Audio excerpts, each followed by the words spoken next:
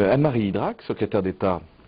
au commerce extérieur, est venue en mission aux États-Unis, d'abord à Washington puis à San Francisco, où elle était la semaine dernière. On peut tirer plusieurs enseignements de sa mission. Premièrement, l'envie de France, le désir de France, qui est toujours aussi fort chez nos amis américains, aussi bien à Washington, je crois, qu'à San Francisco et dans cette circonscription. Madame Idrac a été reçue au plus haut niveau par les autorités de l'État de Californie, notamment par le gouverneur Schwarzenegger, avec qui elle a passé, avec sa délégation, plus de 45 minutes, au terme desquelles d'ailleurs, à la grande surprise et au bonheur général, le gouverneur l'a invitée à partir avec elle sur une visite de terrain, ce qu'elle a fait le lendemain. Donc véritablement un accueil très chaleureux et très constructif de nos amis californiens, c'est le premier enseignement. Le second, c'est que, et ça rejoint la mission première que s'était assignée la ministre, l'idée que le TGV français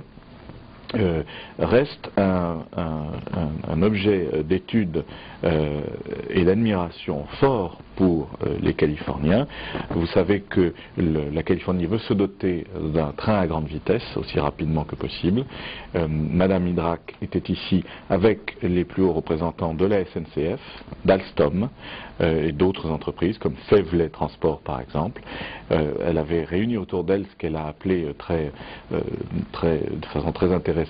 le Team France Ferroviaire, et ce Team France Ferroviaire et Madame la Ministre ont été écoutés avec beaucoup d'attention par nos amis californiens. Ils ont pu présenter l'avantage du TGV français qui est d'être une espèce d'offre globale, pas seulement les motrices, pas seulement une ligne, pas seulement le matériel, mais aussi tout ce qui va au-delà du matériel, tout ce que sait faire particulièrement bien la SNCF, avec une politique tarifaire, avec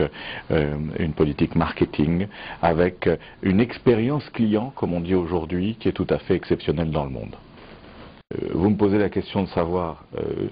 quels étaient les autres axes de la présence de Madame Idrac en Californie. Elle était venue également pour démontrer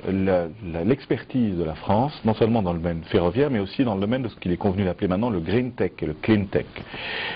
Dans sa délégation, il y avait une série de PME très innovantes, des start-up comme on dit ici, du domaine du green et du clean. Elle a pu visiter deux entreprises, l'une avec le gouverneur Schwarzenegger, qui s'appelle Solazyme, qui fait des biocarburants de deuxième génération. L'idée étant alors que les biocarburants de première génération, d'une certaine manière,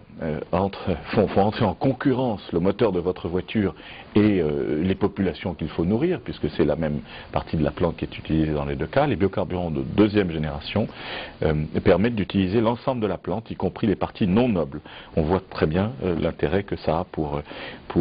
à la fois l'alimentation et le transport propre. Solazyme étant spécialisé dans l'utilisation des algues. Et l'autre entreprise, c'est Calisolar, une entreprise fondée par un Français, Kamel Ounadjela, qui est d'abord un homme absolument extraordinaire, extraordinairement compétent naturellement, et puis qui avait une idée. Et cette idée, il a pu la mener à bien en levant des dizaines de millions de dollars ici, dans la région, à Sunnyvale particulièrement, pour mettre en œuvre un processus de fabrication de cellules photovoltaïques particulièrement intelligent et avantageux, qui va leur permettre à terme d'être sur le marché beaucoup moins cher que la plupart de leurs concurrents, avec un avantage de prix qui fera que, à terme, la cellule photovoltaïque sera directement compétitive, sans aide de l'État ou de l'administration, directement compétitive avec d'autres façons de faire de l'électricité,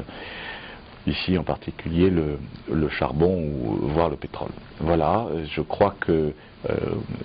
au fond, tout était placé sous le signe de l'environnement, que ce soit le green et le clean ou naturellement le TGV, qui lui aussi est un moyen de transport, et non seulement le moyen de transport le plus sûr du monde, mais aussi l'un des moyens de transport, sinon le moyen de transport le plus propre.